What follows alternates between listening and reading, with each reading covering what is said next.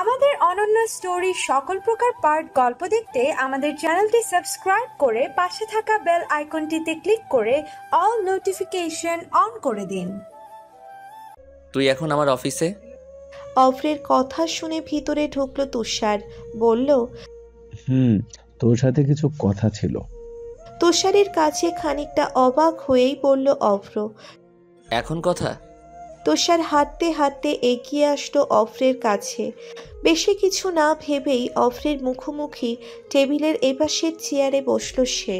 তারপর বলল, ব্যস্ত খুব? না, তেমন কোনো ব্যাপার নয়। ব্যস্ত ছিলাম, মাত্রই মিটিং রুম ছেড়ে এসেছি।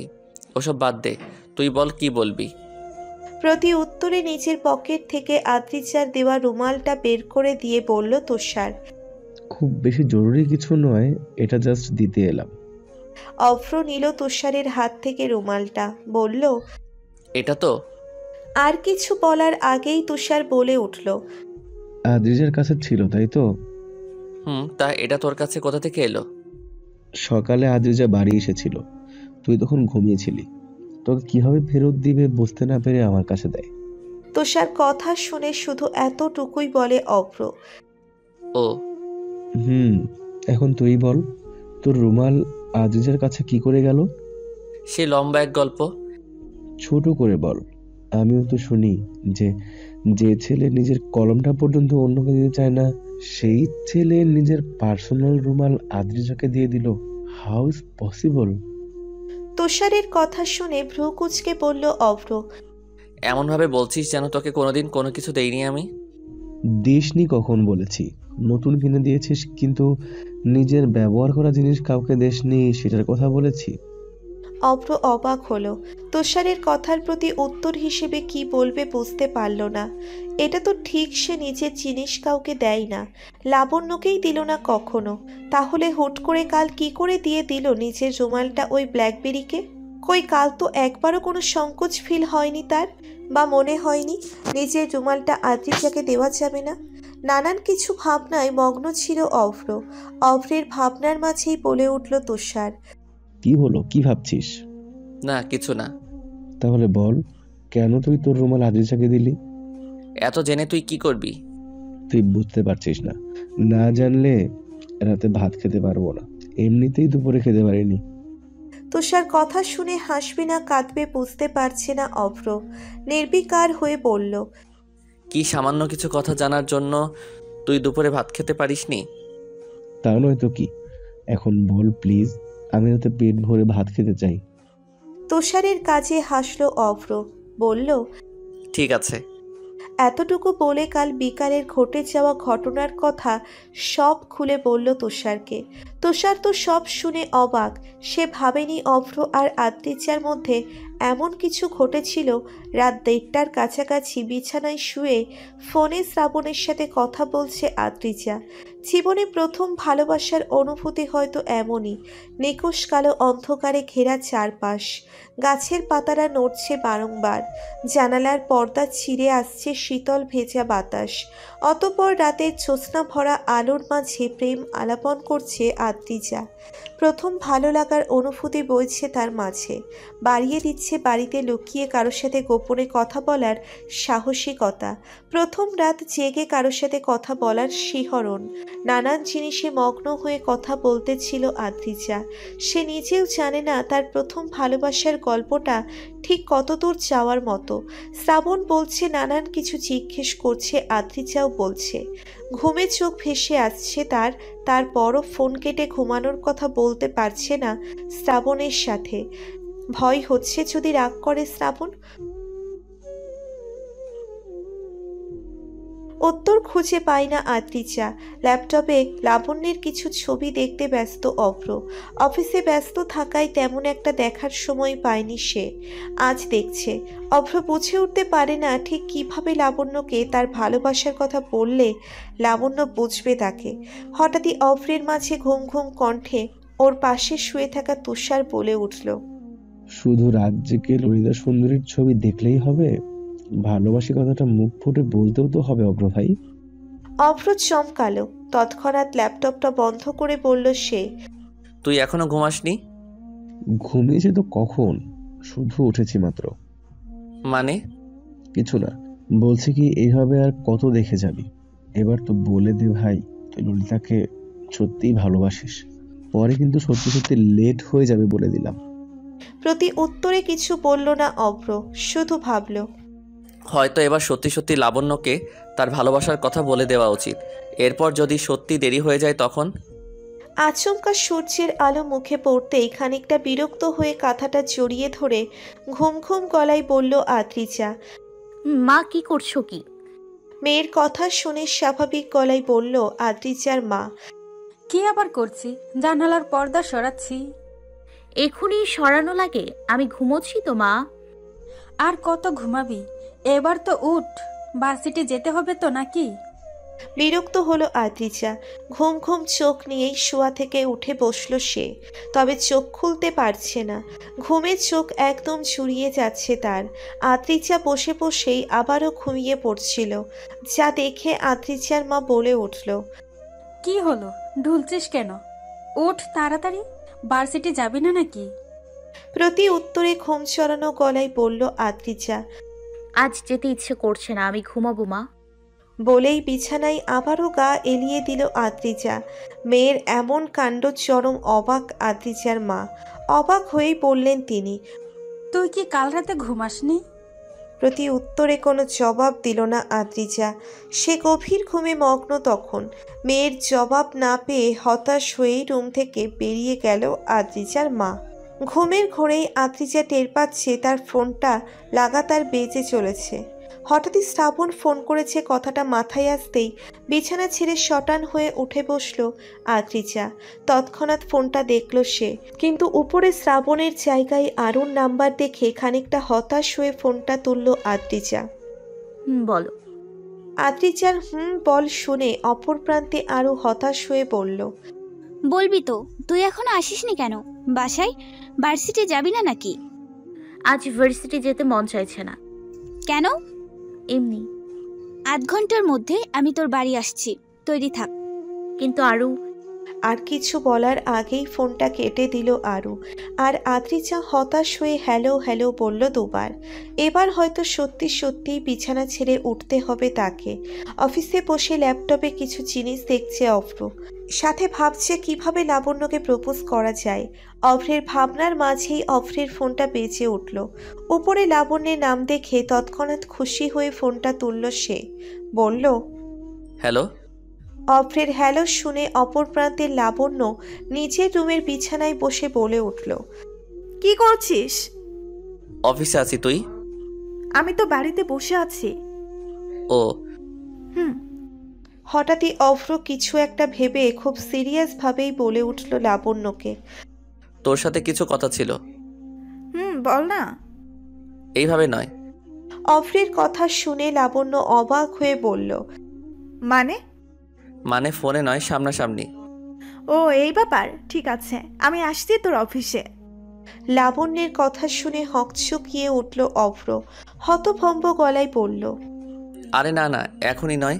আর যা বলবো তা অফিসে বসে বলা যাবে না। তাহলে?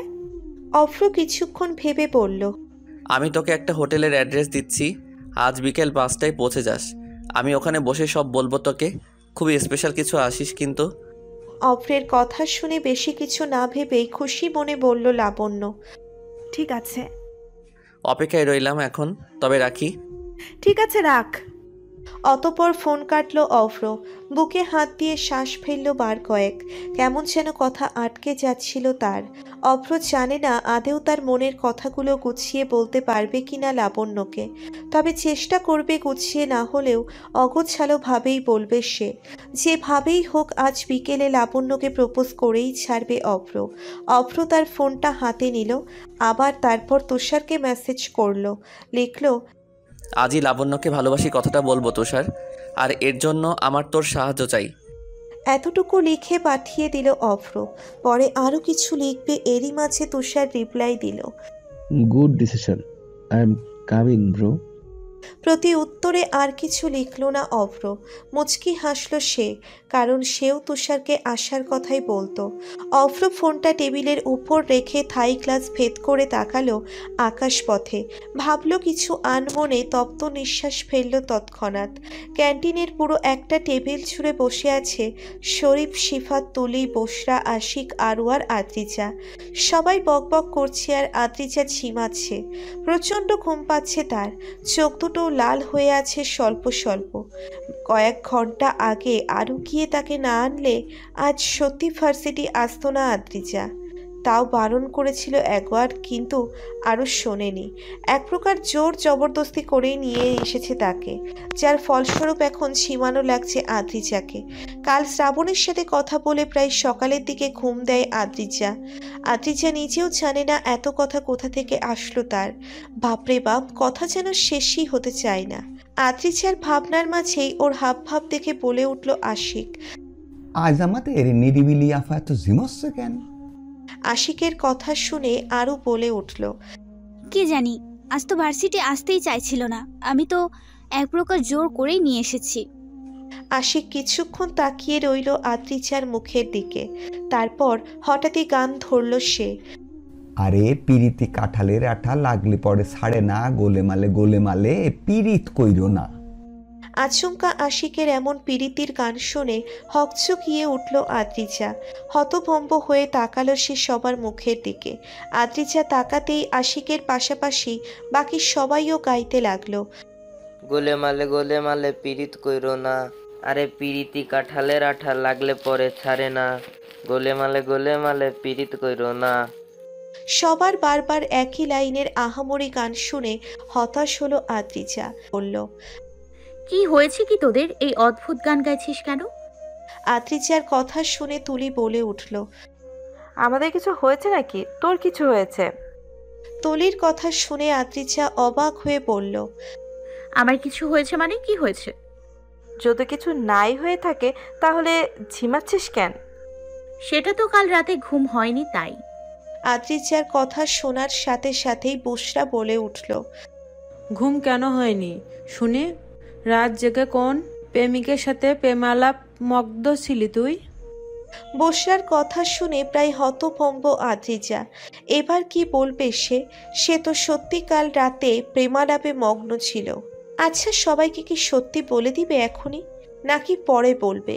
আদ্রিজার ভাবনার মাঝেই আরও বলে উঠল, রাখতো তোদের প্রেম আলাপ। আদ্রিজা ওই রকম মেয়ে নয় যে রাত জেগে কারোর সাথে প্রেম আলাপ করবে। আরোর কথা শুনে শিফাতও বলে উঠল, সেটাই হবে, হয়তো কাল রাত জেগে পড়াশোনা করছিলি তাই হয়তো ঘুম হয়নি, তাই না আদ্রিজা?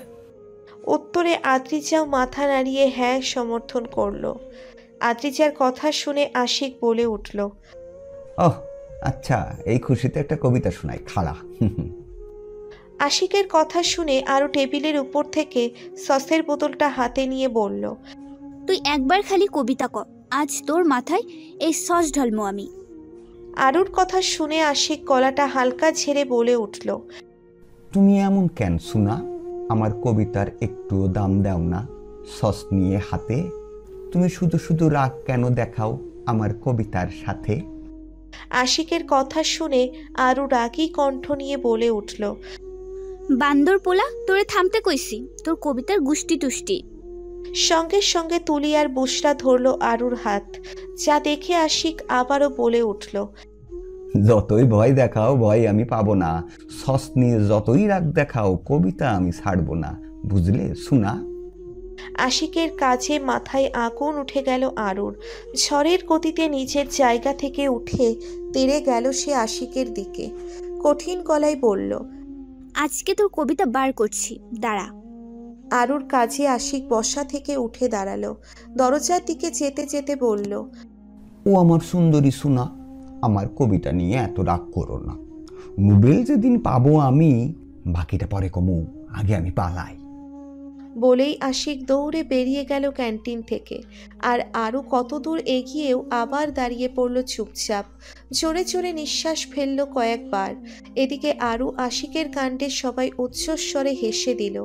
এই দুজন এমনি সারাদিন ঝগড়া করে।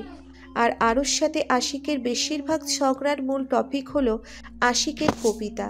পুরো টেবিল জুড়ে হাসাহাসির রোল পড়ে গেল সবার হাসাহাসির মাঝে বলে উঠল শরীফ, এ আশিক ঠিক হওয়ার নয়। উত্তরে বুশরাও বলে উঠল, ঠিক কইছো। হঠাৎই এই হাসাহাসির মাঝে আদ্রিজার ফোনটাই টুং করে একটা শব্দ হলো। মেসেজ এসেছে তার। আদ্রিজা দেখলো মেসেজটা শ্রাবণ পাঠিয়েছে, যেখানে একটি হোটেলের অ্যাড্রেস দেওয়া আছে, সাথে লিখে পাঠিয়েছে শ্রাবণ, ঠিক বিকেল 5টায় এই অ্যাড্রেসে চলে এসো, একটা সারপ্রাইজ আছে। সারপ্রাইজ কথাটা লিখতেই অবাক হলো আদ্রিজা। মনে মনে ভাবলো, কি সারপ্রাইজ দেবেন আমায় শ্রাবণ? অফিসে নানান ভাবনায় মগ্ন ছিল অভ্র। এমন সময় সেখানে ঝড়ের গতিতে দৌড়ে আসলো তুষার। বলল, আই এম কামিং অভ্র ভাই। হুট করে ঝড়ের গতিতে তুষারকে নিচের দিকে আসতে দেখে ভড়কে গেল অভ্র। বলল, ব্রেক মার তুষার। তুষার শুনল, এসেই শটান হয়ে দাঁড়ালো অভ্রের টেবিল জুড়ে, সাথে জোরে জোরে শ্বাস ফেলে বলল, আই এম কামিং ব্রো। তুষারের কথা শুনে অভ্রও বলে উঠল, তা তো দেখতেই পাচ্ছি, তুই কত জলদি কামিং। প্রতি উত্তরে দাঁত কেরানি হাসি দিল তুষার। তারপর অভ্রের সোজাসুজি চেয়ারে বসতে বসতে বলল, তুই জানিস না আমি কতটা এক্সাইটেড বিষয়টায়। অবশেষে তুই ললিতা সুন্দরীকে প্রপোজ করবি, কথাটা ভাবতেই খুশিতে আমার বুকটা ফুলে যাচ্ছে। উফ, অবশেষে ভাই আমার সিঙ্গেল থেকে ডাবল হবে। তুষারের কথা শুনে অভ্র হালকা হেসে বলল, তুই তো দেখি আমার থেকেও বেশি এক্সাইটেড। অভ্রের কথা শুনে অভ্রের দিকে খানিকটা এগিয়ে গিয়ে এক্সাইটেড হয়ে পুরো এক শ্বাসে বলল তুষার, তা নয় তো কি। এখন বল, কবে, কোথায়, কখন, কিভাবে প্রপোজ করবি? আরে আস্তে আস্তে, দম ফেল। দম ফেলার টাইম নাই, আগে বল কিভাবে প্রপোজ করার কথা ভেবেছিস তুই? তুষারের কথা শুনে অভ্র স্বাভাবিক গলায় বলল, কিভাবে প্রপোজ করলে ভালো হবে বলতো? মুহূর্তের মধ্যে অভ্রের কথা শুনে তুষারের এক্সাইটিং ভাবটা কমে গেল। চুপসে গলায় বলল, এই তুই এখনো সেইটাই ভাবিসনি কিভাবে প্রপোজ করলে ভালো হবে? উত্তরে না বোধক মাথা নাড়াই অভ্র। অভ্রের মাথা নাড়ানো দেখে টেবিলের উপর থেকে পানির গ্লাসটা হাতে নিয়ে পানি খেতে খেতে বলল তুষার, তুই ঝিমা ভাই, মুই যাই। তুষারের কথা শুনে অভ্র অবাক হয়ে বলল, যাই মানে কোথায় যাবি তুই? শোন, আমি একটা হোটেল বুক করেছি, রুম নাম্বার 507। ভাবছি ওই রুমে বসেই প্রপোজটা করে ফেলবো লাবণ্যকে। রুমটা সাজানোর কথাও বলা হয়ে গেছে, এখন শুরু গেলেই হবে। অভ্রের এবারের কথা শুনে তুষার যেন আবার তার এক্সাইটিং ভাবটা ফিরে পেল। বলল, ও তাহলে তো হয়েই গেল। ললিতা, থরি লাবণ্যকে আসতে বলেছিস? হুম। কখন? বিকাল 5টায়। ভার্সিটি থেকে আজ খুব তাড়াতাড়ি বেরিয়ে পড়েছে আদ্রিজা। মাথার মধ্যে নানান প্রশ্ন ঘুরছে তার। শ্রাবণের সাথে কথা হয়েছে মাত্র এক রাত্রি, এর মাঝে কি এমন সারপ্রাইজ দেওয়ার কথা বলছে শ্রাবণের হাবভাব যেন কিছুই বুঝতে পারছে না আদ্রিজা। মোবাইলে শ্রাবণের মেসেজটা আবারও দেখল আদ্রিজা। একটা বড় সড়ো হোটেলে যাওয়ার কথাই বলেছে শ্রাবণ। আদ্রিজার মন টানছে না হোটেলে যাওয়ার জন্য। আর এত বড় হোটেলে গিয়ে সে কি করবে, আর বাড়িতেই বা কি বলে যাবে। নানান কিছু ভাবতে ভাবতে এগিয়ে চলছিল আদ্রিজা। একবার ভাবলো শ্রাবণকে ফোন করে না হয় বলে দিবে যে বাসা থেকে যেতে নিবে না। আদ্রিজা ফোনটা হাতে নিল, শ্রাবণের নাম্বারটাই ডায়াল করতে নিল ঠিকই, কিন্তু আবার কোথাও যেন আটকে গেল। আদ্রিজা কল না করে মেসেজ দিল শ্রাবণকে, লিখল, আজ না গেলে হয় না শ্রাবণ। মেসেজ দেওয়ার কিছুক্ষণের মাঝেই ফোনে কল আসলো আদ্রিজার। শ্রাবণ কল করেছে। আদ্রিজা তুলল ফোনটা, বলল, হ্যালো। আদ্রিজার হ্যালো শুনেই কিছুটা সিরিয়াসভাবে বলে উঠল শ্রাবণ, তোমার কি আমাকে বিশ্বাস হয় না আদ্রিজা? তৎক্ষণাৎ চমকে উঠল আদ্রিজা, হতাশা ভরা গলায় বলল, হঠাৎ এমন প্রশ্ন কেন? যা বলছি তার উত্তর দাও, আমাকে তুমি বিশ্বাস করো না তাই? শ্রাবণের কথা শুনে খানিকটা বিষণ্ণ মাখা মুখ নিয়ে বলল আদ্রিজা, বিশ্বাস করি না আমি। তা কখন বললাম? কি বলনি তুমি? আপনি কি রেগে গেছেন আমার উপর? প্রতি উত্তরে চুপ থাকলো শ্রাবণ। শ্রাবণকে চুপ থাকতে দেখে বলে উঠল আদ্রিজা, আপনি কি কথা বলবেন না শ্রাবণ? এবারও চুপ শ্রাবণ। এবারও শ্রাবণকে চুপ থাকতে দেখে বেশ হতাশ হয়ে বলল আদ্রিজা। ঠিক আছে, আপনি যা বলবেন তাই হবে, আসবো আমি। আদ্রিজার কথা শুনে খুশি হয়ে গেল শ্রাবণ। খুশি মনেই বলে উঠল সে, তুমি সত্যি আসবে? হুম। ঠিক আছে, দেখা হচ্ছে বিকেল 5টায়। উত্তরে মাথা নাড়িয়ে বলল আদ্রিজা। হুম। ঠিক আছে, রাখছি এখন। বলেই ফোন কাটল শ্রাবণ। আর আদ্রিজাও তপ্ত নিঃশ্বাস ফেলে এগিয়ে গেল বাড়ির উদ্দেশ্যে। মাঝে মাঝেই আমরা আমাদের ভালোবাসার মানুষটাকে খুশি করার জন্য এমন এমন কাজ করে ফেলি, সবটা যেন আমাদের জন্য হয়তো ঠিক হয় না। আমরা জানি আমরা ভুল করছি, কিন্তু তারপরও ভালোবাসার মানুষটিকে একটু খুশি করার জন্য সেই বেঠিকটাকেই ঠিক বলে মনে করি। যেমন আদ্রিজা এখন মনে করছে আদ্রিজা জানে না শ্রাবণের মনে আসলে কি চলছে, আর কিসেরই বা সারপ্রাইজ দেওয়ার কথা বলছে সে। বিকেলে 4টায় কাছাকাছি ঢাকার বড়সড় একটি 5 স্টার হোটেলের রুম নাম্বার 507-এ দাঁড়িয়ে আছে অভ্র আর তুষার। তুষার পুরো হা হয়ে তাকিয়ে দেখছে রুমটা। খুব স্পেশালভাবেই সাজানো হয়েছে রুমটা। সাদা বেডশিটটাই পুরো লাভের বেলুন দিয়ে সাজানো হয়েছে চারপাশ, সাথে সাদা লাল ক্যান্ডেল চলছে চারিদিকে। রুমের এমন অবস্থা দেখে অভ্র বলে উঠল, এত সাজাতে কে বলেছে? আমি এখানে প্রপোজ করতে এসেছি নাকি হানিমুন করতে? অভ্রের কথা শুনে তুষার পুরো ধ্যানমগ্ন গলায় বলল, তুই যাই বল, রুমটা কিন্তু সাজিয়েছে সেইভাবে। How romantic! আমি বিয়ে করলে তো এই হোটেলেই হানিমুনে আমি। তুষারের কথা শুনে অভ্র হতবাক হয়েই বলল অভ্র, আমার তো মনে হচ্ছে হোটেলে না এসে কোনো রেস্টুরেন্টে গেলে ভালো হতো। এত জাঁকজমক চাইনি আমি শুধু একদম নিরিবিলি জায়গা চেয়েছিলাম, যাতে গুছিয়ে লাবণ্যকে মনে করে বলতে পারি। রেস্টুরেন্ট বুক করিনি কারণ আশেপাশে লোক থাকতো, কোনো নদীর পাড়ে যাইনি কারণ লাবণ্য পছন্দ করে না, আর খোলা আকাশের নিচে দাঁড়িয়ে আমিও কিছু বলতে পারতাম না কি না সন্দেহ আছে আমার। তাই অনেক ভেবেচিন্তে এই আলিশান ঠান্ডা এসি সমৃদ্ধ রুমটা বুক করেছিলাম একদিনের জন্য। কিন্তু এখন মনে হচ্ছে ভুল করেছি আমি। এসব দেখলে লাবণ্য প্রপোজ অ্যাকসেপ্ট তো দূর, আমার সাথে কথা বলাই না বন্ধ করে দেয়। প্রপোজ ক্যান্সেল, আমি অন্য আরেকদিন প্রপোজ করব। বলেই চলে যেতে নেয় অভ্র। অভ্রের কাছ দেখে চোখ মুখ কুঁচকে এলো তুষারের। অভ্রের হাত ধরে হতবাক হয়ে বলল সে, তোর কি মাথাটা গেছে? কত সুন্দর করে রুমটা সাজালো, আর তুই কিনা। শোন, লাবণ্য আমায় মেসেজ দিয়েছিল, ও বেরিয়ে পড়েছে, হোটেলের কাছাকাছি চলে এসেছে হয়তো। তাই উল্টাপাল্টা চিন্তা বাদ দিয়ে যেটা বলতে এসেছি সেটা আগে বল। আর লাবণ্য আমাদের অচেনা নাকি? বন্ধু আমাদের সে, তাই কোনো প্যারা নাই, চিল। কিন্তু তুষার, কোনো কিন্তু নাই, আজ প্রপোজ করতেই হবে। আচ্ছা আমি গেলাম। শোন, যেভাবে শিখেছি সেইভাবে বলবি। হাঁটু গেড়ে বসে কিনে আনা আংটিটা দিতে ভুলিস না আবার। বলেই রুম থেকে বেরিয়ে গেল তুষার। সামনে দিয়ে দরজা আটকে গেল সে। বিশ্বাস নেই এই অভ্রকে। কে জানে সে বেরিয়ে গেলেই হয়তো বেরিয়ে যাবে রুম থেকে। অভ্র তাকিয়ে রইল তুষারের যাওয়ার পানে। হয়তো তুষার ঠিকই বলছে। বড়সড় সেই সেম 5 স্টার হোটেলের বাহিরে দাঁড়িয়ে আছে আদ্রিজা। বুক কাঁপাকাঁপি শুরু হয়ে গেছে তার। এত বড় হোটেল এর আগে আসেনি কখনো। ভিতরে ঢুকবে কি ঢুকবে না ভেবেই সময় চলে যাচ্ছে তার। অতপর অনেক ভেবে চিনতে নিজের চোখের চশমাটা ঠিক করে তপ্ত নিঃশ্বাস ভেতরে যেতে নিল আদ্রিজা। এদিকে রিসেপশনের একটা মেয়ের কাছে অভ্রের রুমের চাবিটা দিয়ে দিল তুষার। উত্তরে মেয়েটিও বলল, এক্সকিউজ মি মিস, এই চাবিটা রাখুন। আর শুনুন, এক্ষুনি একটা মেয়ে এখানে আসবে, আর উনি এলে এই রুমের চাবিটা তাকে দিবেন। উত্তরে মেয়েটিও বলল, ঠিক আছে ছাড়। মেয়েটির কথা শুনে বেশি ভাবল না তুষার। চটজলদি মেয়েটিকে ধন্যবাদ জানিয়ে হোটেল থেকে বেরিয়ে যেতে লাগলো সে। ঠিক সেই মুহূর্তেই ভিতরে ঢোকে আদ্রিজা। তবে নিজেদের ভাবনায় মগ্ন থাকায় আদ্রিজা তুষার খেয়াল করেনি একে অপরকে। খানিকটা ভয়ে ভয়ে এগিয়ে গেল আদ্রিজা রিসেপশনের কাছে। রিসেপশনের মেয়েটি তখন ফোনে কথা বলতে ব্যস্ত ছিল। আদ্রিজা আশেপাশে চোখ বুলালো। ঠিক কী বলে চাবি চাইবে এটাই যেন বুঝতে পারছে না আদ্রিজা। জীবনে প্রথমবার একা একা এত বড় 5 স্টার হোটেলে এসেছে আদ্রিজা। ভয়ে যেন হিমশিম খেতে হচ্ছে তাকে। আদ্রিজা অনেক ভেবে সিদ্ধান্ত নিল শ্রাবণকে কল করবে একটা। শ্রাবণকে কল করার জন্য ফোন বের করবে আদ্রিজা।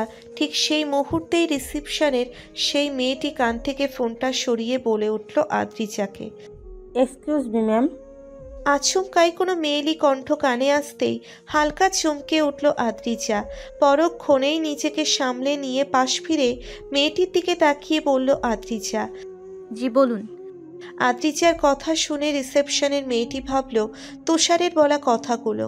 কিছুক্ষণ ভেবেই তুষারের দিকে যাওয়া চাবিটা আদ্রিজার দিকে এগিয়ে দিয়ে বলল,